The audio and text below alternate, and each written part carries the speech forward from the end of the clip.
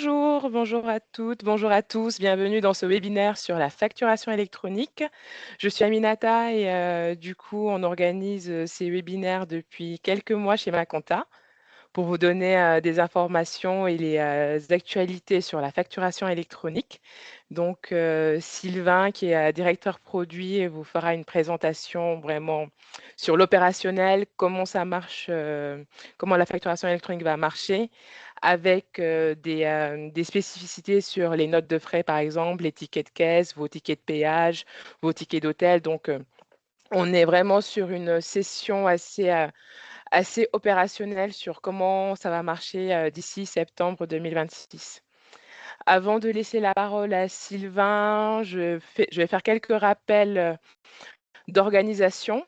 Donc, nous sommes très, très nombreux aujourd'hui. On a eu plus de 800 inscrits. Donc, c'est que le sujet vous intéresse et on en est très, très content.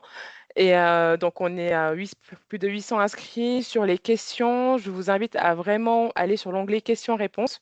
Ce va être les questions que l'on traitera en priorité parce que ça va faciliter vraiment le suivi des réponses. Donc, n'hésitez pas à aller sur l'onglet questions-réponses. Il est en haut donc sur le menu en haut de votre écran avec les deux petites bulles et le point d'interrogation.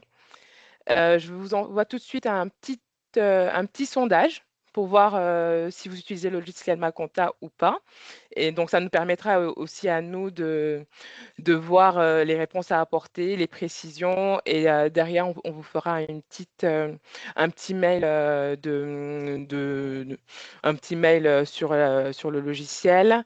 Et à la fin du webinaire, on aura également une enquête de satisfaction sur le webinaire pour voir s'il vous a plu, s'il y a d'autres besoins, des suggestions de sujets à traiter par la suite.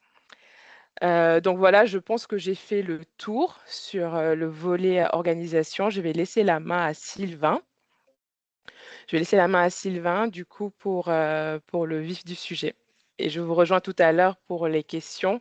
Juste précision avant de te laisser la main à Sylvain sur les questions. Vu qu'on est très nombreux, on va en traiter une dizaine ou une quinzaine. Et c'est sûr qu'on ne pourra pas répondre à toutes les questions, mais on fera tout notre possible et on reviendra vers vous si on n'a pas répondu à votre question pendant la session.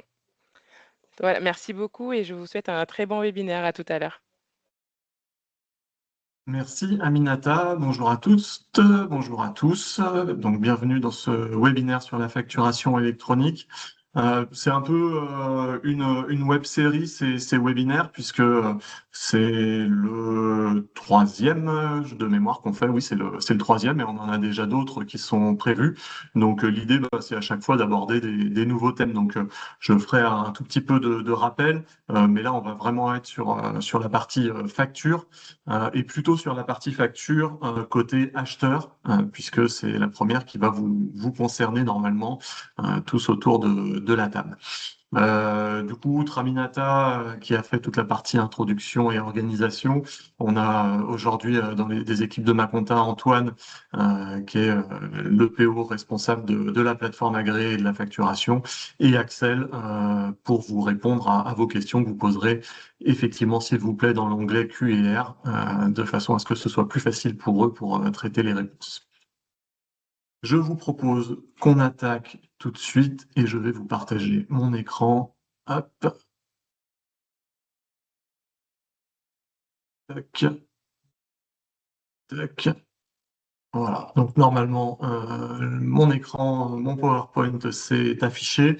Donc là, vraiment, l'idée, c'est de traiter, de parler des différents types de factures que vous allez pouvoir recevoir en tant que client, entreprise assujettie à la TVA. Donc le plan, c'est un rappel du schéma de e-invoicing, puisqu'on va se poser en côté réception. Donc on va parler de e-invoicing, qui est la réception, l'émission et la réception des factures. Et puis après, plusieurs slides sur les différents types de factures qui existent, les justificatifs.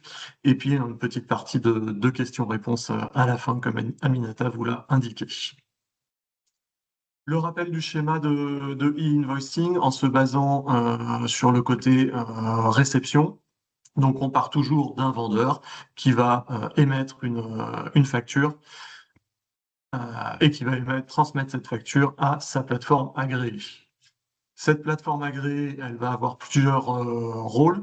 Un des rôles sera de transmettre la facture à votre plateforme agréée, puisque cette fois on se place vraiment côté acheteur et on l'espère votre plateforme agréée maconta.fr.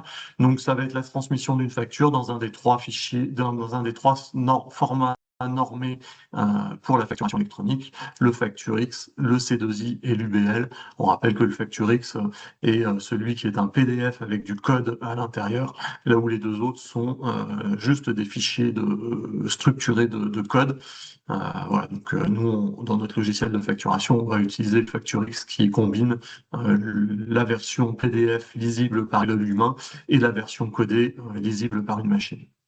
En même temps, donc, du coup, votre plateforme agréée maconta.fr va pouvoir vous mettre à disposition les factures pour une comptabilisation et puis la permettre de gérer soit au travers du logiciel de comptabilité et de facturation, soit au travers directement de l'interface de la plateforme, toute la partie cycle de vie. Et là, je fais un petit peu de teasing.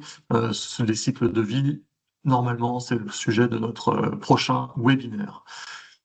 Et en même temps, la plateforme agréée transmet des informations de facturation à la plateforme publique de facturation qui elle-même les transmet après à l'administration fiscale. Voilà. Donc on est sur le schéma global de ce flux de réception et on va détailler tous les différents petits cas qui existent en partant du plus simple peut-être ou du plus général et en essayant de rentrer dans le détail. Le premier cas qu'on vous détaille, c'est ce qu'on appelle la facture B2B.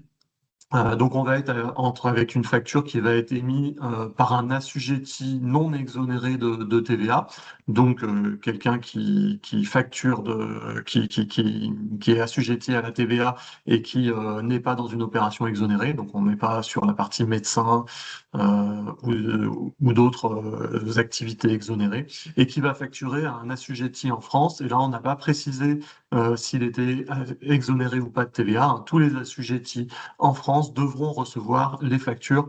C'était le sujet de notre webinaire précédent. Quels sont les impacts au niveau du vendeur? Eh ben, le vendeur, il va faire de l'e-invoicing, c'est obligatoire. Il va être obligé de transmettre sa facture à son acheteur par la procédure que je vous ai montrée et donc d'utiliser une plateforme agréée.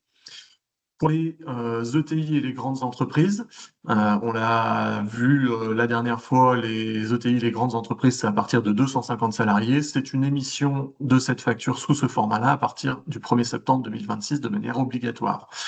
Pour nous, et vous en très très grande majorité, je pense, TPE, PME, ce sera une émission au 1er septembre 2027. C'est pour ça que nous, on va plus se concentrer aujourd'hui sur la partie réception, parce que vous allez recevoir dès le 1er septembre 2026 les factures des grandes entreprises. Au niveau du vendeur, il va falloir qu'on revoie nos process de facturation, et ça, on vous accompagnera dans le temps pour pouvoir le faire, et notamment qu'on s'assure de bien avoir tous les sirènes de nos clients professionnels. Au niveau impact acheteur, comme je vous l'ai dit, obligation à partir du 1er septembre 2026, donc adhésion PA, plateforme agréée à partir du 1er septembre 2026. Vous serez obligé de traiter grâce à des cycles de vie qu'on verra la prochaine fois.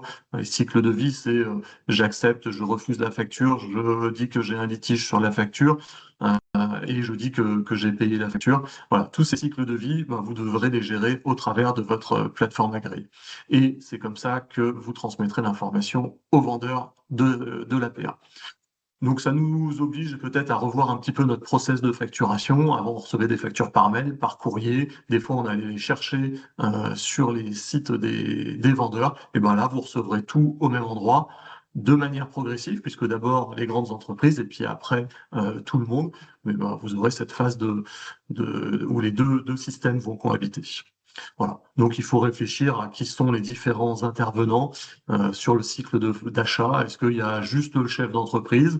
Est-ce que vous avez un service achat? Est-ce que vous avez un service comptable interne? Est-ce que vous avez un expert comptable? Donc voilà, qui doit avoir des droits et qui peut voir quoi? C'est des questions qu'il va falloir se poser pour pouvoir mettre en place cette réforme.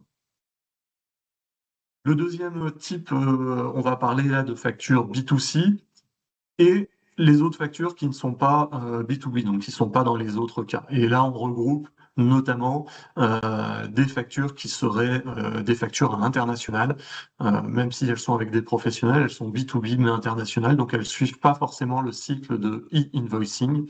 Donc on est sur un assujetti non exonéré de TVA et un non assujetti euh, qui reçoit la facture. Au niveau du vendeur, cette fois, ce sera du e-reporting. Ça concerne les entreprises de la même façon, donc les ETI, les grandes entreprises à partir du 1er septembre 2026 et les TPE-PME à partir du 1er septembre 2027. De la même façon, il faudra adhérer à une PA, il faudra revoir les process de facturation et on aura une mise à jour peut-être des logiciels de caisse pour essayer d'automatiser toute cette partie-là. Au niveau de l'acheteur, eh ben, ça n'a aucun impact. L'acheteur, dans ce cas-là, il est considéré comme un particulier et donc il n'a pas d'obligation fiscale sur ses factures, ni d'obligation fiscale vis-à-vis de la TVA et vis-à-vis de l'administration fiscale. Donc, vous n'avez pas d'impact. Par contre, vous pouvez avoir des tickets de caisse, des justificatifs que vous traitez aujourd'hui sous une notion qu'on appelle des notes de frais et qui va faire l'objet de développement qu'il faudra adapter à ce nouveau parcours. Rapide topo sur les avoirs. Les avoirs, ce sont ni plus ni moins que des factures négatives, donc elles ont le même traitement qu'une facture. Si vous avez fait une facture en e-invoicing, vous ferez un avoir en e-invoicing, et si c'est un remboursement sur un ticket de caisse, ben, vous ferez un remboursement et un ticket de caisse négatif qui partira en e-reporting. Donc pour au niveau acheteur, votre avoir, vous le recevrez bien sûr dans votre plateforme agréée, si c'est un avoir qui concerne une transaction B2B. Un petit cas particulier qu'on reverra quand on parlera des cycles de vie, on pourra être amené à faire des avoirs internes, parce qu'il y a des cycles de vie où en fait on aura transmis une facture mais qui n'aura pas été reçue par l'acheteur, et donc en tant que vendeur on devra faire des avoirs internes qui ne seront pas remis à l'acheteur. C'est assez nouveau comme notion, puisqu'avant on disait qu'on devait tout transmettre à l'acheteur, mais là il y a des cas et on en parlera la prochaine fois. Petite particularité pour les factures payées par un tiers ou à un tiers. Donc là, on va traiter des factures qui ne sont pas payées directement par l'acheteur. Elles sont prises en charge par un tiers. Vous avez quelque chose que vous avez déjà dû vivre, c'est votre facture de réparation de voiture, ou vous avez l'assurance qui en prend une partie et vous, il vous reste la franchise ou la TVA si vous êtes un professionnel sur, sur cet élément-là. Euh, Ça peut être des factures qui sont payées par un collaborateur. Quand je dis collaborateur, c'est au sens large, hein, ça peut être le salarié ou le chef d'entreprise. Ça peut être des factures qui sont payées par la facturage. Voilà. Au niveau du vendeur, eh ben, il va falloir gérer la transmission de la facture à plusieurs destinataires. Parfois mettre une mention comme quoi la facture est déjà payée. Et gérer l'encaissement si on est en TVA sur encaissement. Pareil, tous ces points, c'est côté vendeur, donc ça fera l'objet de développement dans des webinaires futurs. Niveau acheteur, vous recevrez la facture dans votre PA. La facture mentionnera la part que vous devez verser, normalement aussi le tiers à qui le versement doit être fait, comme vous ou le tiers qui doit payer.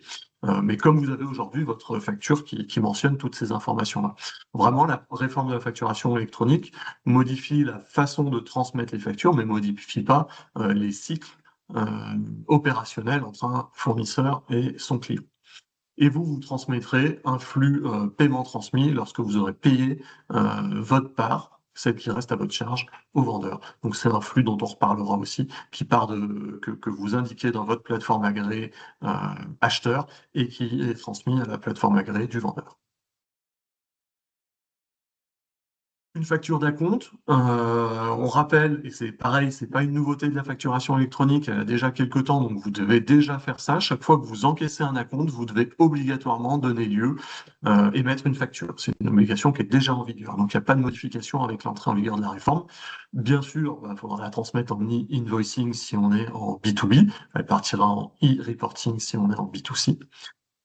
Il est donc recommandé de faire une facture de solde à la fin qui va reprendre la totalité de vos prestations et de déduire dans le corps de la facture, avec la référence aux acomptes, aux factures d'acompte que vous avez fait, les acomptes reçus. Donc vous avez encaissé deux fois 3 000 euros d'acompte, vous aviez un chantier global de 8 000 euros. À la fin, vous faites une facture, vous détaillez toutes les prestations, 8 000 euros, et vous venez déduire acompte numéro 1, 3 000, acompte numéro 2, 3 000, et donc on facture les 2 000 euros qui restent. Et c'est ce montant à payer, 2 000 euros plus TVA, qui va être transmis à l'acheteur dans le cadre de la réforme via le e-invoicing.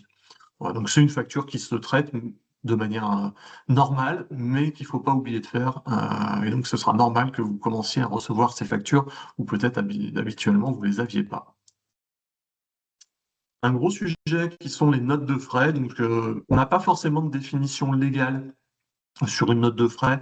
C'est un élément qu'on retrouve souvent. Donc moi, je vous en ai fait la définition que nous, on en a retenue. Donc la note de frais, c'est généralement un document qui recoupe un ou plusieurs frais professionnels qui ne sont pas payés directement par l'entreprise. Donc ils vont être payés par un salarié et donc remboursés par l'entreprise au salarié. Le salarié a payé le vendeur et l'entreprise rembourse à la fin du mois ou selon le rythme convenu son salarié. Ça peut être le dirigeant aussi de la même façon. Sur cette partie-là, de manière générale, pareil, c'est pas nouveau. On a une tolérance de l'administration fiscale qui nous dit qu'on peut récupérer la TVA sur un justificatif, sous réserve que le justificatif concerne une transaction de moins de 150 euros. Et ça concerne les restaurants, les péages, les stationnements, par exemple. Si on rentre dans le détail de la gestion de ces notes de frais et qu'on fait un petit topo facture versus ticket de caisse quand on est en B2B, une facture, elle mentionne obligatoirement le nom du vendeur, pardon, le nom de l'acheteur, nom du vendeur forcément, mais elle mentionne obligatoirement le nom de l'acheteur. Il faudra qu'on fasse une petite rectification sur mon support. C'est le vendeur qui a mentionné, oui, c'est du coup mon support est bon, pardon. Elle mentionne obligatoirement le nom du client et ce nom du client est porté sur la facture par le vendeur. Donc mon support est bon. Et donc cette facture, elle sera transmise en e-invoicing du vendeur à l'acheteur au travers de sa PA. Elle nécessite le sirène de l'acheteur, éventuellement une mention déjà payée. Je reçois une facture d'un commerçant et j'ai déjà payé, donc la mention portera la mention déjà payée. Et on donnera l'identification du collaborateur. Ce sera un nom, ce sera un numéro de matricule sur déclaration du client en disant bah, c'est moi, Sylvain, qui ai payé la facture, mais même si j'ai demandé à ce que la facture soit faite pour le nom de maconta.fr parce que c'était une facture professionnelle. Et le vendeur, pardon, pourra me remettre à moi un justificatif qui ne vaudra pas facture pour que je puisse faire ma note de frais et me faire rembourser par mon employeur si je rentre dans ce cas-là. Le ticket de caisse, c'est celui qui vous est remis traditionnellement par un commerçant au sens large avec les restaurants et autres dedans. Ce ticket de caisse, il est transmis en e-reporting par le vendeur à l'administration fiscale. Il n'y a donc pas de transmission à l'acheteur. Le ticket de caisse, il n'est pas nominatif. Donc, comme on l'a dit, on peut quand même récupérer sur la base de ce justificatif la TVA si on est à moins de 150 euros hors taxe. Mais j'aurai aussi la possibilité, en tant que client B2B, de demander a posteriori une facture pour avoir une facture en bonne et due forme. Donc, le vendeur devra me transmettre cette facture, établir cette facture, me la transmettre au travers de la PA en e-invoicing et indiquera pour l'administration fiscale que la TVA a déjà été déclarée dans un flux de e-reporting de façon à ce que l'administration fiscale ne double pas le montant de la TVA sur cette prestation qui est attendue. Du coup, un petit focus sur les notes de restaurant. Comme je vous l'ai dit, les restaurateurs ont l'obligation d'émettre une facture si la transaction fait plus de 150 euros hors taxe. Donc, quand on dit émettre une facture, c'est mentionner eux-mêmes le nom du client sur le document de facturation. Et ils ont l'obligation d'émettre une note de restaurant si la transaction fait plus de 25 euros hors taxe et que le client le demande, ou que le client le demande. Pour le vendeur, la difficulté, pour vous qui êtes peut-être restaurateur, ce sera de savoir à quel moment le client est un particulier ou un professionnel, de gérer le sirène du client professionnel et du coup de faire du e-invoicing ou du e-reporting en fonction de la nature du client. et ce sera de gérer, comme je vous l'ai indiqué, la demande a posteriori. Donc on connaissait le sketch de Muriel Robin sur le partage de la note. Donc on va avoir le sketch du collaborateur qui va donner son numéro de sirène à la fin. Voilà, donc c'est pas fait encore, mais ce qui se dit, c'est que on va plutôt partir avec un justificatif comme on fait aujourd'hui et peut-être un QR code ou quelque chose comme ça en fonction des logiciels de caisse qui permettra de demander a posteriori une facture en indiquant son sirène euh, de façon à obtenir la facture, mais sans allonger les files d'attente et puis sans avoir à demander à tous nos collaborateurs de connaître par cœur le numéro de sirène de l'entreprise. Au niveau de l'acheteur, ben, si on a demandé une facture ou si la note fait plus de 150 euros hors taxe, normalement, on recevra une facture via la plateforme agréée et on gérera nos cycles de vie. Moi, ce que j'ai noté, c'est qu'il faut privilégier la facture pour les dépenses qui sont payées par la carte bleue de l'entreprise, quel que soit le montant. Et si on est à moins de 150 euros hors taxe, ben, on aura un ticket de caisse qui servira de justificatif pour le remboursement à faire aux salariés et qui sera récupérable, non, la TVA sera récupérable par tolérance administrative. Normalement, vous savez aujourd'hui que vous devez mentionner au dos les invités qui étaient qui étaient avec vous au repas. Et ben là, ce sera une documentation dans des commentaires que vous mettrez sur l'écriture comptable, sur la PA, dans des zones qui seront prévues en fonction des logiciels à ces éléments-là. C'est pas une obligation nouvelle et l'obligation n'est pas supprimée par la facturation électronique. Des factures d'hôtel. Les hôtels délivrent des factures, hein, ils délivrent pas des notes. Vous avez aujourd'hui à chaque fois des factures. Ils vont rencontrer les mêmes difficultés que les restaurants, de savoir si le client est un particulier ou un professionnel. Ils vont les rencontrer assez vite, hein, parce que les hôtels, ben, il y a quand même beaucoup d'hôtels qui sont dans des grands groupes. Donc typiquement, c'est des factures qu'on va recevoir nous en tant que TPE, PME, de manière dématérialisée au travers de notre PA via le e-invoicing. On va avoir la gestion des acomptes et des arts, qui va poser peut-être difficulté dans le processus de facturation de l'hôtel. Pareil, la gestion du client et la demande a posteriori d'une facture par le client.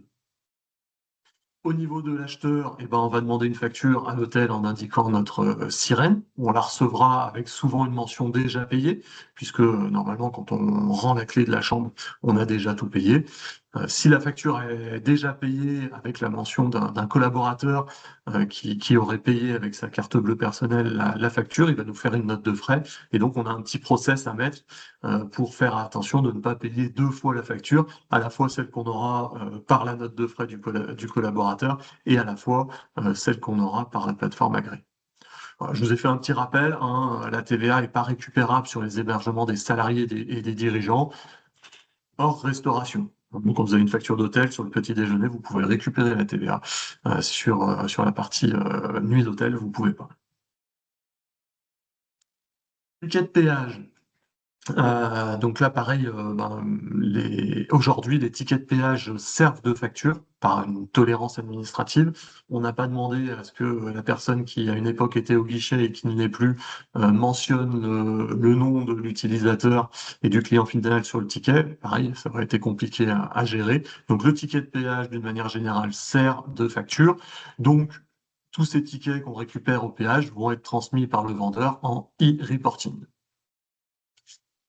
Pour l'acheteur, eh ben, on aura majoritairement des flux hors e-invoicing, donc on aura toujours le ticket de péage qu'on devra gérer comme un justificatif, soit quand on est payé par une carte bleue professionnelle avec le débit bancaire et on éclate la TVA ou on comptabilise la facture manuellement, ça changera pas. Et quand on est un paiement par une carte bleue personnelle, on a plutôt une note de frais du collaborateur. Donc sur cette partie-là, pas de changement. Si on est avec des abonnements de péage, et ben du coup, la société de péage nous fera une facture en e-invoicing quand on est un professionnel. Donc pas de particularité non plus. Et c'est toujours le conseil qu'on donne en termes d'organisation.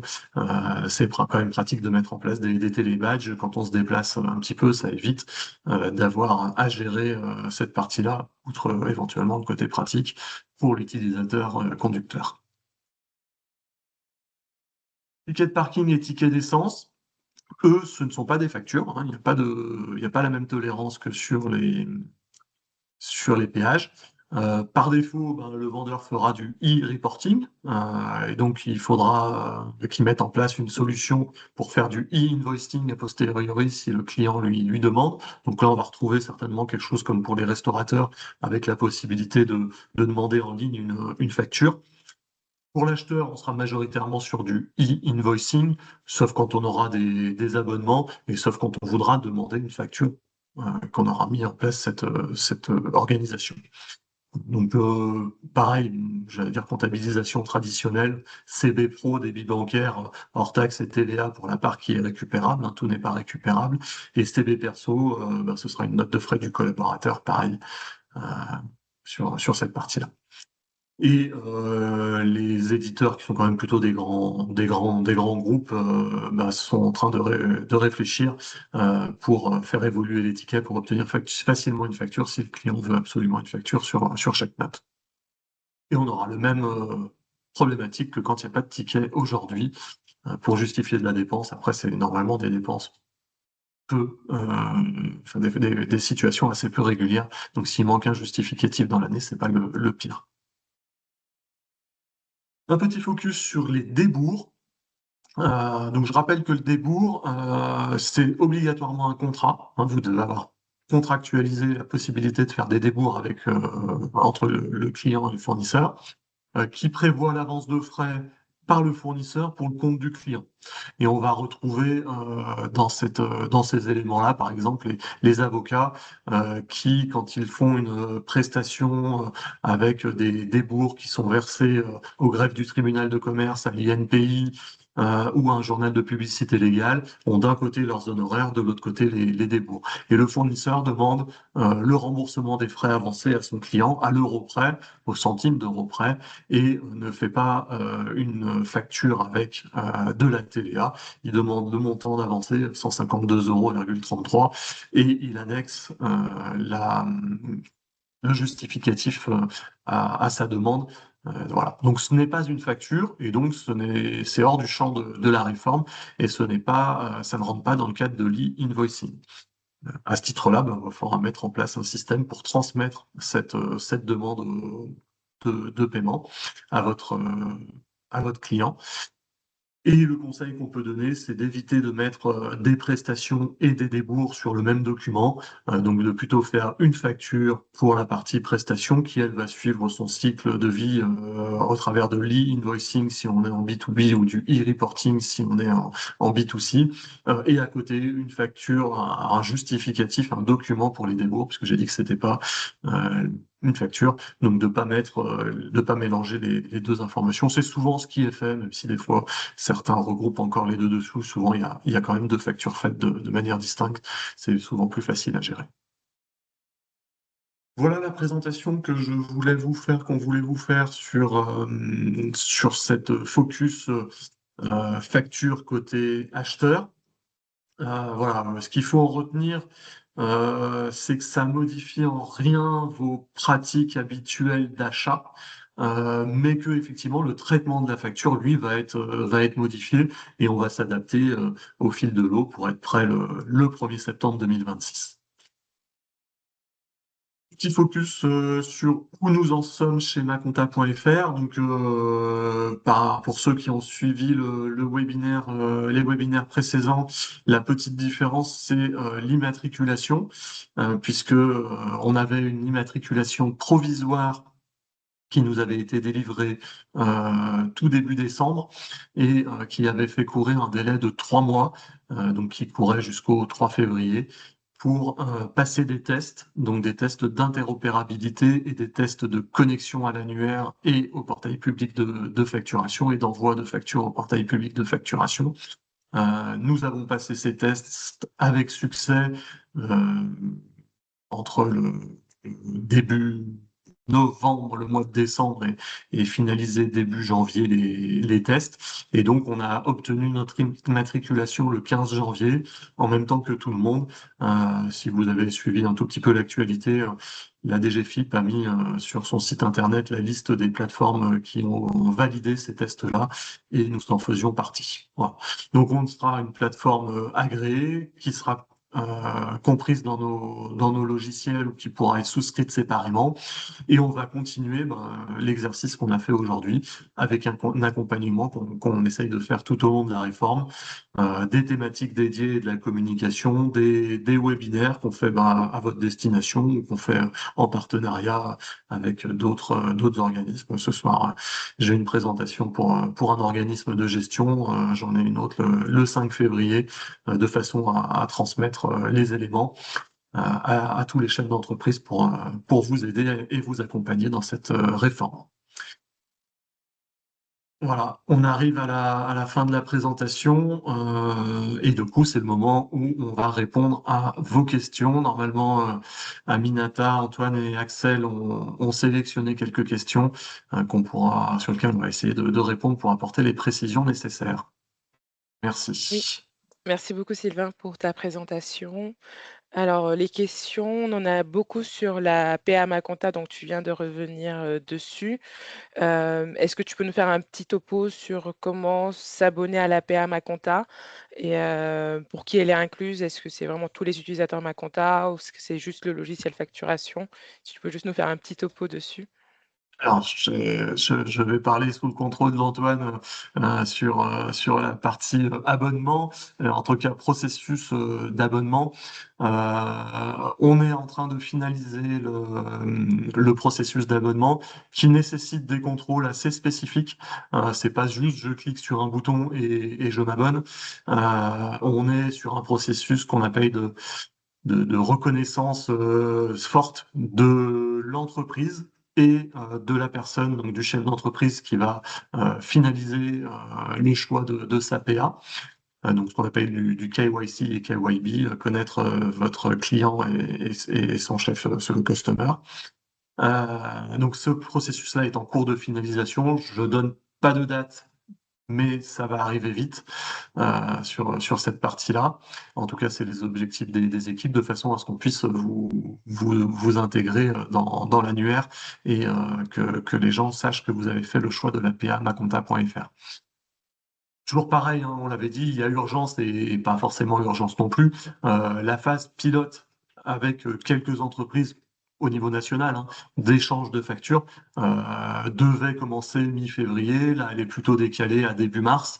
Donc, quelques entreprises vont rentrer dans la phase pilote. Et nous, on va rentrer dans la phase pilote avec quelques entreprises aussi, de façon après à passer à l'échange de flux en conditions réelles. Voilà où on en est sur cette partie abonnement.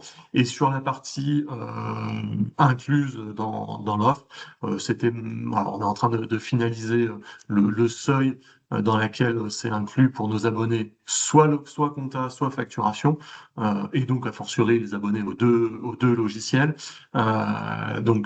Pour ces abonnés-là, jusqu'à 250 factures mensuelles, ce sera inclus. Et après, on est en train de regarder la tarification pour ceux qui ont plus de volume, parce que forcément, quand on a plus de volume, on consomme un petit peu plus de place, de ressources et autres. Donc là, on avait prévu une tarification. Et il y a une tarification spécifique qui sera prévue et communiquée pour ceux qui ne seraient pas abonnés à un de nos deux logiciels pour qu'ils puissent quand même utiliser l'APA maconta.fr. Euh, voilà. Ok. Merci beaucoup pour cette précision, notamment sur le volet inclus pour, donc c'est inclus pour les logiciels compta et facturation. C'est vrai qu'on avait un participant qui demandait cette précision parce que j'avais répondu que c'était que facturation, mais donc c'est bien les deux. Et sur le volet accompagnement, on vous propose aussi une newsletter dédiée facturation électronique. Donc, dès qu'on a du nouveau, que ce soit sur la réforme de manière générale ou sur la PAMA Compta, on envoie donc un petit mailing spécifique. Donc, je vous ai mis le lien pour vous inscrire dans la liste de diffusion de cette newsletter. Autre question, sous quel format faut-il envoyer la facture à la PA? Alors là, ça va. Alors, je vais parler de l'APA maconta.fr puisque peut tous avoir peut-être des spécificités, mais on est à peu près cadré sur ces formats-là. On parle d'une facture, donc on parle de e-invoicing, et donc on n'est pas sur le ticket de caisse hein, quand on pose la question facture. Soit vous avez un logiciel de caisse, de facturation, pardon, puisque je viens de parler de facture, un logiciel de facturation qui a été mis à jour et qui va générer la facture dans un des trois formats, FactureX, C2I ou UBL.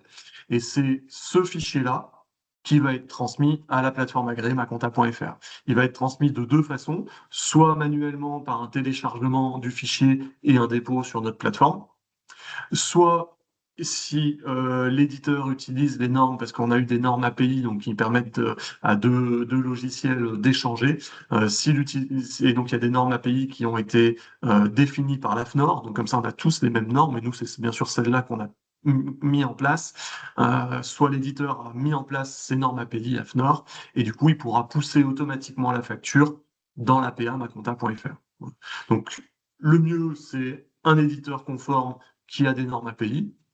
Le mieux du mieux, c'est le logiciel maconta.fr en facture. Mais le mieux, c'est un éditeur qui a cette norme API AFNOR et un des trois formats. Comme ça, c'est automatisé, donc c'est plus facile pour le client. Voilà, ça, c'est la première solution. Après, sinon, il y a l'export-import. Pour ceux qui sont en facturation, que je vais appeler manuel.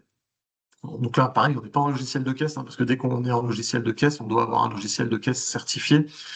Mais on a encore le droit, même si c'est pas forcément recommandé, de faire des factures sous Excel, voire sous Word. Après, c'est plus compliqué pour suivre les mentions obligatoires, la chronologie, tout ça, mais c'est pas interdit. Donc, pour ceux qui ont ce mode de fonctionnement, l'APA maconta.fr intégrera ce qu'on appelle du PDF to FactureX. Donc, on va partir de votre fichier PDF que vous aurez transformé de votre logiciel de facturation pas à jour parce que un peu trop vieux mais qui vous rendait de bons services, donc vous l'avez gardé. Vous allez générer un PDF. Ce PDF, on le déposera dans la plateforme agréée maconta.fr. On fera tous les contrôles, on indiquera les champs éventuellement qui peuvent manquer parce que on a besoin de champs complémentaires et vous validerez la facture pour qu'elle parte dans à votre acheteur au travers des PA. Voilà. Donc on a une palette assez large et ça dépend du volume et de l'organisation du client au final pour faire le choix. Très bien, merci beaucoup. Et donc, si on continue sur les questions, on a une question sur les acomptes et les arts. Comment on les gère et est-ce qu'il est obligatoire de faire une facture pour un acompte, par exemple? Alors du coup, il y a une notion juridique où c'est pas la même chose. Euh, donc sur la compte, effectivement, on est déjà obligé aujourd'hui d'émettre une facture chaque fois qu'on encaisse un acompte. Donc, dès qu'on encaisse un acompte, que ce soit pour un professionnel ou un particulier, on doit émettre une facture et on doit reverser la TVA. C'est aussi pour ça qu'on émet une facture. Donc, quand on est en TVA sur les encaissements, petit rappel, on a deux régimes d'exigibilité de la TVA.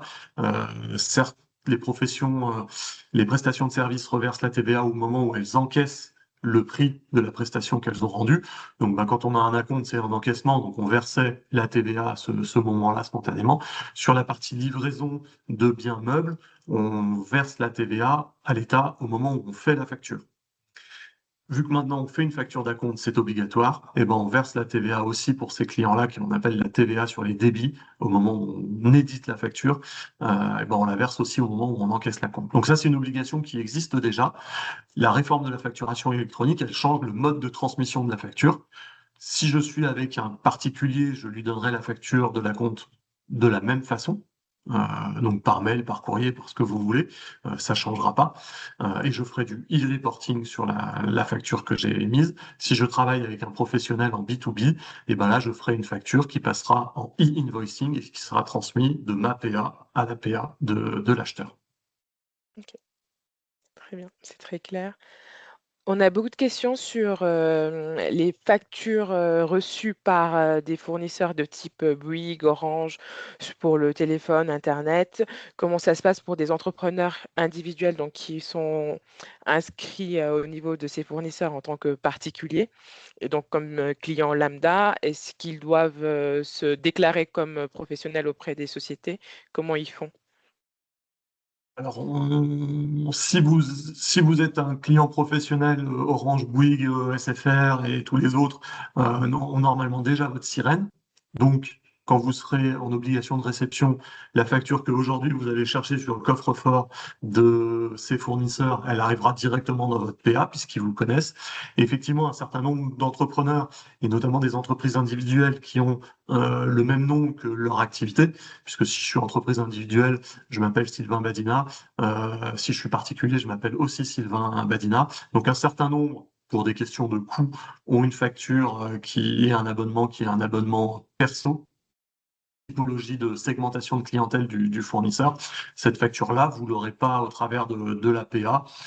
On parle de factures qui sont en général des montants relativement faibles, de quelques dizaines d'euros à 30, 40, 50 euros. Donc, on doit rentrer normalement dans la tolérance de l'administration fiscale qui ne devrait pas nous embêter sur la récupération de la TVA.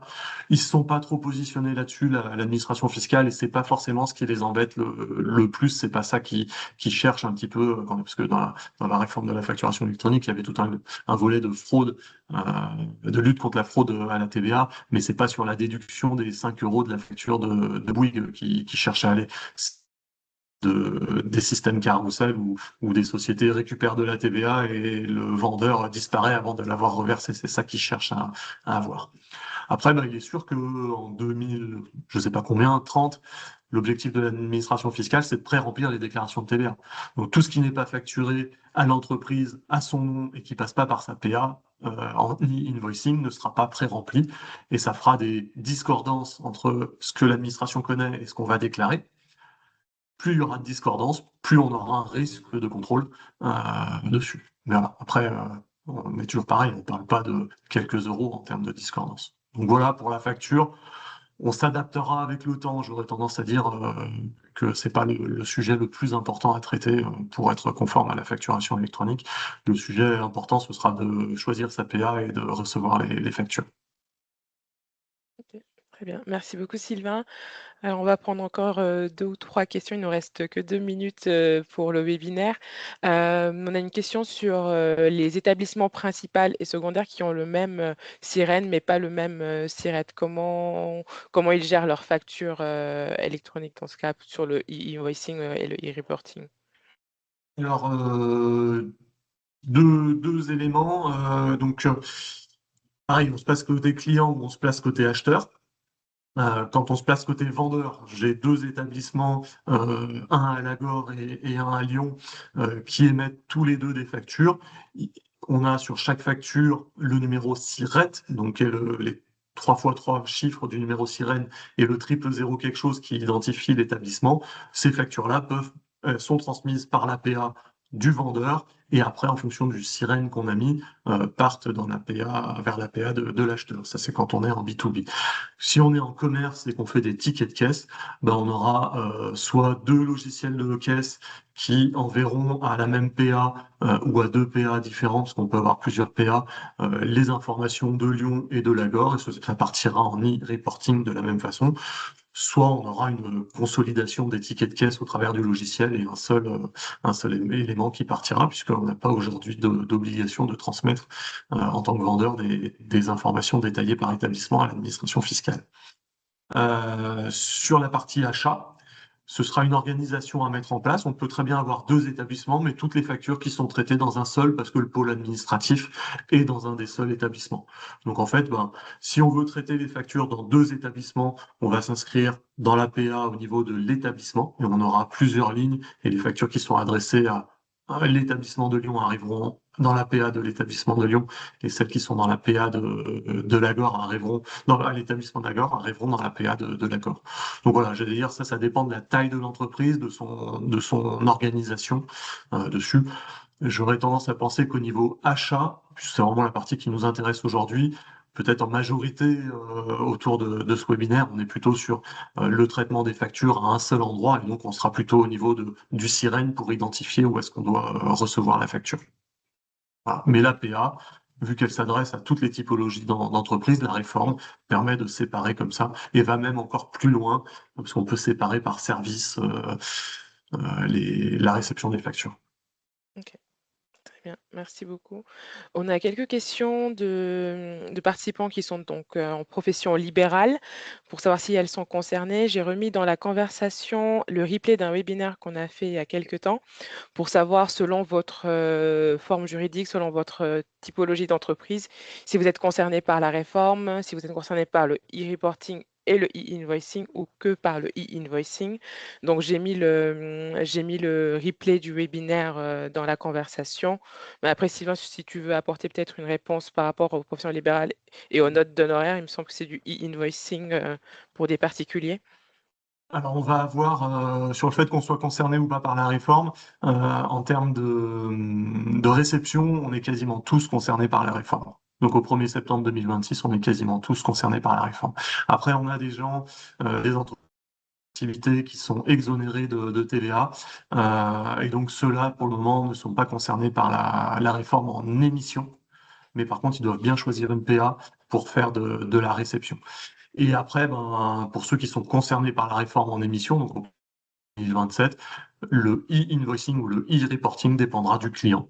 Quand on sera en B2B, on fera du e-reporting. Quand on sera en B2C, on fera du pardon, l'inverse. Quand on sera en B2B, on fera du e-invoicing. Quand on sera en B2C, on fera du e-reporting. Je vous prends l'exemple d'un avocat qui est une profession libérale, qui est soumis à TVA. Bah, s'il travaille pour une entreprise, il fera du e-invoicing. S'il travaille pour un particulier, ce sera sa facture qui sera transmise par la PA, mais sans les informations du client, du nom du client à l'administration fiscale. Très bien. On a beaucoup de questions sur le fonctionnement entre les PA. Est-ce qu'il faut communiquer sa PA aux fournisseurs? Est-ce que les PA communiquent entre elles? Peut-être que tu peux revenir sur la slide sur le fonctionnement pour Alors, réexpliquer. sur celle-là, j'ai peut-être pas tout à fait on n'a pas mis l'étape de l'annuaire. Mm. Dedans. Ok. Le principe, c'est qu'il y a un annuaire qui a été développé et qui est maintenu par l'administration fiscale, donc qui gère l'annuaire de l'ensemble des entreprises françaises, publiques ou privées, qui doivent recevoir des factures avec leur numéro sirène d'identification. Et c'est dans cet annuaire que chacun va venir s'inscrire. Et du coup, la PA du vendeur, quand elle reçoit la facture, dans la facture, il y a le numéro sirène de l'acheteur, et on va aller interroger, nous, PA, cet annuaire, pour savoir à quel PA transmettre la facture. Donc, le vendeur, à son niveau, n'a pas à connaître la PA de son acheteur. Ce sera automatisé au travers de cette interrogation de l'annuaire. On reçoit la facture, la PA regarde le sirène de l'acheteur, interroge l'annuaire, obtient la PA et transmet à la bonne PA la facture. Très bien. Merci beaucoup. Je réponds en même temps à du coup Jérôme qui demande comment voir les webinaires précédents. Donc je vous mets les replays de tous les webinaires, donc que ce soit sur la facturation électronique, que ce soit sur la comptabilité, la fiscalité. Je vous les mets du coup dans la conversation. Donc c'est, il me semble, le troisième, tu disais, webinaire sur la facturation électronique. On a un premier webinaire qui était très global sur la réforme, sur le fonctionnement. Et le deuxième qui était plutôt axé sur qui est concerné, donc j'avais déjà envoyé le lien. Et là, je vous envoie donc dans la conversation tous les replays des webinaires déjà passés. Je peux mettre le lien de la page spéciale webinaire aussi. Ouais, On a une page ouais, qui donne mm, qui annonce les futurs et qui donne tous les replays des mm, webinaires passés. mm. Alors, sur le futur, on le fait au fil de l'eau. On a plein de sujets qui sont dans dans ce qu'on peut faire, mais on le fait au fil de l'eau de façon à s'adapter à l'actualité aussi. Mm. Et n'hésitez pas aussi à nous suggérer des sujets ou des thématiques que vous voulez que l'on traite sur les prochains webinaires. On vous envoie une enquête de satisfaction. Je vais peut-être prendre juste une dernière question avant de clôturer. C'est vrai qu'on a dépassé un peu, mais c'est un sujet très intéressant et majeur. Alors, la dernière question, plutôt pratique. Donc, sur un parking, le parc-mètre me délivre un ticket de stationnement. Est-ce que cela tient lieu de facture ou pas? Alors, deux factures, non, puisque le parc-mètre n'a pas mis votre nom sur le ticket, donc c'est pas une facture. Ça tient lieu de justificatif. pour éventuellement récupérer la TVA quand on est dans des parkings qui sont pas sur la voie publique, parce que quand on est sur la voie publique, il n'y a pas de TVA. Donc éventuellement pour récupérer la TVA qui est mentionnée sur le ticket. Et normalement, les automates des parkings devraient s'adapter pour pouvoir délivrer une facture si on veut obtenir une facture. Et donc pour eux, bah, c'est le faire de manière automatique. C'est pour ça que vous parlez de QR code, c'est ce qu'on entend un petit peu comme process, où à partir du QR code qui serait sur son ticket, on aurait un petit bout d'application qui permettrait de renseigner son nom, son sirène et d'obtenir la facture au travers de sa PA. Quand vous avez dépensé 3, 4, 10 euros dans un parking et que vous vous servez du ticket qui a été émis comme justificatif, euh, on est à peu près tous d'accord que même si vous êtes retoqué sur cet élément-là, ça va vous faire rager, mais ça va pas changer fondamentalement la donne. Et c'est l'administration fiscale ne s'intéresse pas à ce genre de dépenses. Euh, Quand vous lui expliquez que vous avez fait 60 000 kilomètres par an et que vous avez X dizaines de milliers d'euros d'indemnité kilométrique et que vous n'avez pas le début de la preuve du déplacement effectif, là on est sur d'autres sujets. Voilà, donc sur le parking, vous avez votre justificatif. C'est pas ce qui va nous poser le plus de soucis. Voilà. Sur la justificatif, c'est ce que j'ai dit un moment dans une slide. La difficulté, ce sera du justificatif qu'on a déjà, parce que le parking nous l'a donné et parce qu'on a demandé une facture, et ben de bien la déduire et la comptabiliser qu'une seule fois. Et surtout que dans nos process, on la paye pas deux fois aux salariés ou deux fois à je ne sais pas qui. Ok, très bien. Merci beaucoup. Merci Sylvain pour cette présentation. C'était très clair. On a déjà des retours dans la conversation qui disent que donc c'était très bien expliqué. Merci aussi à Antoine et Axel qui sont dans les coulisses mais qui ont répondu à toutes vos questions par écrit. Avant de terminer, je vous envoie un sondage pour voir votre satisfaction sur ce webinaire. Et comme je vous le disais, vous pouvez donc nous proposer des thématiques et des sujets à traiter ultérieurement. Du coup, moi, c'est tout bon. Sylvain, est-ce que tu veux dire un petit mot avant qu'on ferme la session? Le prochain, c'est la semaine prochaine. Je ne sais pas si on a envoyé les invitations. Oui, On les a validées ensemble, donc on les a envoyées. Donc le prochain, c'est sur les premiers contrôles à faire une fois qu'on a tenu sa TVA pour préparer sa clôture d'exercice. On a calé ce webinaire sur l'actualité, l'année civile, puisque donc voilà, soit vous avez déjà fait toute votre compta de l'année et vous pourrez faire les contrôles, et si vous n'avez pas encore fait votre compta de l'année, vous pourrez avoir une idée des contrôles qu'il faudra faire après pour s'assurer que la comptabilité est juste et du coup, bah, après que l'automatisation qu'on a avec la déclaration fiscale est juste aussi. Voilà, donc c'est la semaine prochaine, mardi, si je dis pas de bêtises, si je connais mon agenda. mardi 27 janvier à 11h30. Voilà. Et vous avez le lien d'inscription, soit sur la landing page, la Eh, page spéciale webinaire que Aminata vous a mis, soit dans Tout à votre fait, boîte mail normalement. tout à fait. Et en conclusion, non, bon appétit à tous, merci de votre attention. Merci beaucoup. À bientôt. Au revoir.